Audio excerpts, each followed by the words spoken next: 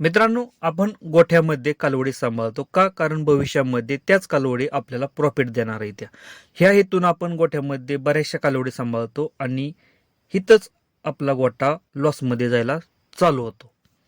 पूर्ण व्हिडिओ बघा, पूर्ण माहिती देणार आहे कालवडींबद्दल. मित्रांनो, कालवडी किती सांभाळायच्या, का सांभाळायच्या आणि कालवडी जर जास्त सांभाळल्या तर दूध व्यवसाय तोट्यात का जातो. मित्रांनो, व्हिडिओ जर आवडला तर लाईक करा, चॅनलवरती नवीन असेल तर चॅनलला सबस्क्राईब करायला विसरू नका. नमस्कार मित्रांनो, शेतकरी आणि टेक्नॉलॉजी आपल्या युट्यूब चॅनलमध्ये स्वागत आहे. बघा मित्रांनो, आपण काय करतो की दूध व्यवसाय हा तोट्यात जातोय. बरेच शेतकऱ्यांचं रडगाणं आता चालू आहे की दूध व्यवसाय परवडत नाही. परवडत का नाही मित्रांनो?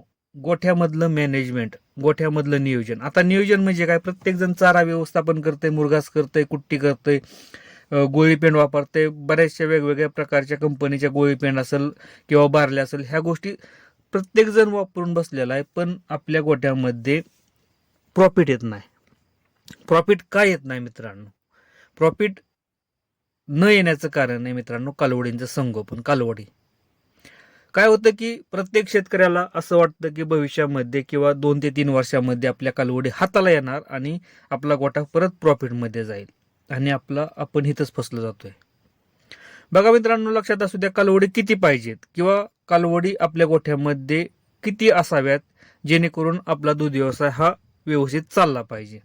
आता बऱ्याचशा गोठ्यांमध्ये काय झालंय की 10 जर जनावर असतील टोटल तर त्या मागं 5 कालवडी आणि 5 दूध देणाऱ्या गायी येत्या.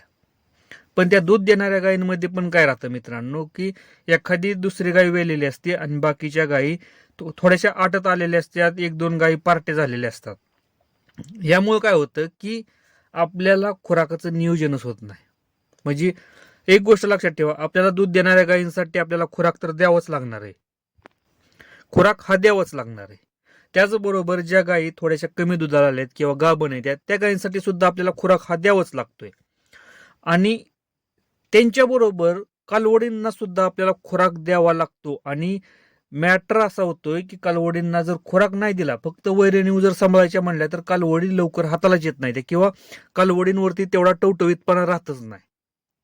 तुम्ही बघा की बऱ्याचशा गोठ्यांवरती अशा कालवडी एकदम सुकलेल्या असतात किंवा बरगड्या दिसत असतात. त्याचं कारण काय आहे मित्रांनो की त्या कालवडींना योग्य प्रमाणात खुराकच भेटत नाही त्या गोठ्यावरती. त्यामुळे त्या कालवडी अशा एकदम वजन कमी झाल्या असतं, मरायला लागल्यागत झालेले असतात. आणि गोठ्यामध्ये तोच प्रॉब्लेम होतो. काय होतं की ज्या गोठ्यामध्ये आपण व्यवस्थित खुराक देतो त्या कालवडींना, तर त्या खुराकाचा पैसा मित्रांनो पूर्णपणे त्या कालवडींवरती आपण घालवतो आणि आपल्याला असं वाटतं की दूध व्यवसाय परवडत नाही. आणि एक टाइम असा येतो गोठ्यामध्ये की दूध एकदम ड्रायला येतं, म्हणजे कमी होतं. कमी होतं म्हणजे असं होतं की खुराकाचा पैसा सुद्धा आपल्याला निघत नाही.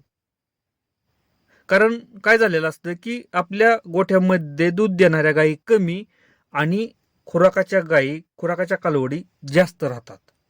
त्यामुळे दूध व्यवसाय जर प्रॉफिटमध्ये जर आणायचा असेल ना, जर 5 गायी असतील तर 1 कालवड, 10 गायी असतील तर 2 कालवड, एक रेशो ठेवा मित्रांनो की तुम्ही किती सांभाळू शकता किंवा किती परवडतंय. आपण काय करतो की भविष्यामध्ये कालवडी आपल्या हाताला येतील, त्यामुळे काय होतं की प्रेझेंट जे काही चालू आहे ना मित्रांनो, चालूमध्ये आपण पूर्णपणे दूध व्यवसाय हा लॉसमध्ये करत असतो. आणि एक टाइम असा येतो की आपल्याला हा व्यवसायच नको वाटतो. कारण पैसा हा टिकतच नाही, आणि पैसा जर टिकला नाही तर दूध व्यवसायामध्ये आपल्याला रस राहत नाही, आपल्याला नको वाटतो. कारण पगारच येत नाही कसला, आणि पगार नाही आला की व्यवसाय नको वाटतो आपल्याला. म्हणून एक गोष्ट लक्षात असू द्या की गोठ्यामध्ये जास्त कालवडी पाळू नका मित्रांनो. कालवडी काय होतंय की तुम्ही कालवडी जास्त सांभाळायला जाता, व्यवस्थित त्यांना जर खुराक नाही भेटला, व्यवस्थित त्यांना जर वैरण नाही भेटली, तर ज्या कालवडी आपल्याला लवकर हाताला यायला पाहिजे, 2-3 वर्षात हाताला यायला पाहिजे, त्याच कालवडींना जास्त टायमिंग जातो. त्या कालवडी हिटवर सुद्धा येत नाही, त्यांचं वजन सुद्धा वाढत नाही. कारण खुराक जर व्यवस्थित नसेल, वैरण जर व्यवस्थित नसेल तर न्यूट्रिशनची डिफिशियन्सी राहते आणि त्या कालवडी व्यवस्थित हिटवर सुद्धा येत नाही, त्या गाभण सुद्धा राहत नाही त्या मित्रांनो. त्यामुळं काय करत जावा की आपल्याकडे जर 5 गाय असतील तर 1 कालवड सफिशियंट आहे मित्रांनो गोठ्यामध्ये. कारण 1 कालवड चांगली सांभाळू शकतो माणूस. 5 गायींमागे 1 कालवड. तुम्ही जर 5 गायींमग 5 कालवडी, 6 कालवडी, 7 कालवडी जर सांभाळायचा विचार करत असाल ना, एकतर तुम्हाला शेती जास्त पाहिजे, शेतीतून येणारा पैसा पण पाहिजे मित्रांनो, तर हा व्यवसाय परवडणार आहे. किंवा बाहेरचा एखादा इन्कम तरी पाहिजे, जेणेकरून तुमचं दुकान वगैरे असं म्हणजे बाहेरून येणारा इन्कम पाहिजे, की तुमचा बॅलन्स राहिला पाहिजे. नाहीतर एक टाइम मी सांगितलं की असा येतो की दूध व्यवसायातून 0 रुपये आपल्याला भेटतं आणि दूध व्यवसाय नको वाटतो. म्हणून दूध व्यवसायामध्ये सगळ्यात महत्वाचं आहे की कालवडी किती सांभाळायच्या मित्रांनो, की आपल्याला सगळं पैसे म्हणजे दूध व्यवसायामध्ये खुराकाचे पैसे जाऊन सगळा व्यवस्थित जाऊन आपल्याला पगार राहिला पाहिजे मित्रांनो, तर व्यवसाय हा आपल्याला परवडतो व्यवसाय करायला आपली इच्छा राहते. त्यामुळे जास्त कालवडींच्या नादी लगेच लागू नका मित्रांनो, कारण जास्त कालवडी ह्या दूध व्यवसायामध्ये लॉसमध्ये घेऊन जातात.